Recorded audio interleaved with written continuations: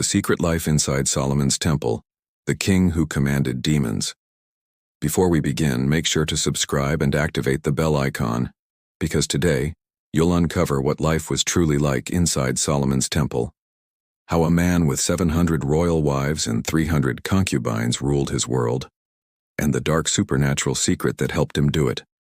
Every day, women were prepared for a possible night with the king. They bathed in scented waters, were massaged with oils of myrrh and aloes, their hair braided with threads of gold. Inside the palace, the nights followed sacred rituals, exotic perfumes, hypnotic dances, sacred baths in rare oils, and jewels chosen not just to shine but to seduce. But the rivalry among these women went far beyond pleasure. Tonight, you'll discover how this vast harem worked, what daily life inside the temple was like, and the dark entity Solomon kept under his control using his legendary ring. Stay until the end, because what you're about to hear may change everything you thought you knew about the wisest king in history. Imagine being transported to the year 957 BC. The rising sun over Jerusalem reveals a breathtaking sight, a colossal structure gleaming atop Mount Moriah. Its walls, covered entirely in pure gold, reflected the dawn like a divine beacon. The Temple of Solomon wasn't just a building, it was a declaration of power, devotion, and divine authority. It consumed resources worth billions in today's money.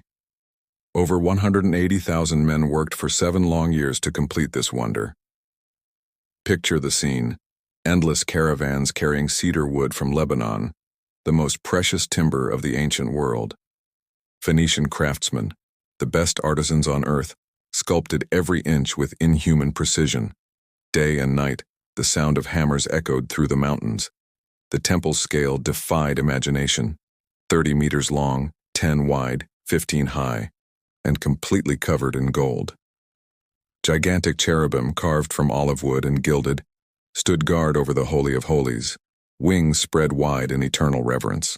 2 monumental pillars named Jachin and Boaz marked the entrance, symbolizing stability and divine strength.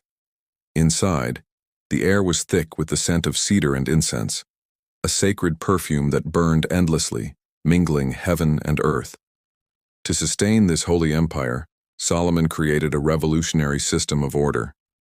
24 divisions of priests rotated weekly, ensuring that the sacred flame never went out. Each division had duties, from maintaining the golden lamps to baking the sacred bread of presence. At dawn, before sunlight touched the temple walls, a symphony of movement began. Levites cleaned every courtyard with ritual precision. Some carried golden jars of water. Others swept the marble floors until they shone like mirrors. In another courtyard, musicians tuned harps, cymbals, and trumpets, their melodies filling Jerusalem's air like a celestial soundtrack. Every note followed the ancient instructions left by King David himself. Outside, merchants sold animals for sacrifice, but it wasn't an ordinary market. Each animal underwent sacred inspection to ensure perfection. Even the poorest could afford to participate, as prices were set by divine law. Behind the scenes, an entire city worked in silence. Bakers prepared the sacred bread. Perfumers blended incense using secret formulas known to few. Every act, from lighting the lamps to replacing the bread, was part of an eternal rhythm of worship. And that's just the beginning. Because beyond the holiness of the temple, dark forces moved unseen. Solomon was no ordinary king. He was said to command demons, to bend supernatural beings to his will, using a ring engraved with the name of God himself. Through this ring, he built palaces, summoned knowledge, and harnessed invisible powers to fulfill divine purposes. Now imagine his palace, a world within a world. A harem so vast it could house 1,000 women, each with her own servants, gardens, and rituals. But this wasn't just a place of desire. It was the center of political power. Every wife represented a treaty, a peace pact with foreign nations. The pharaoh's daughter had her own palace, decorated with Egyptian art and guarded by musicians from the Nile. The women of Moab brought exotic perfumes, while the Sidonian princesses were masters of royal weaving. The harem was a city within walls, a complex hierarchy where rank, beauty, and influence decided destiny. The royal wives lived in upper chambers overlooking perfumed gardens, while concubines filled the lower levels. Each woman had a royal seal, servants, and even scribes to record gifts, alliances, and births. Messengers moved silently through corridors, delivering letters and secrets.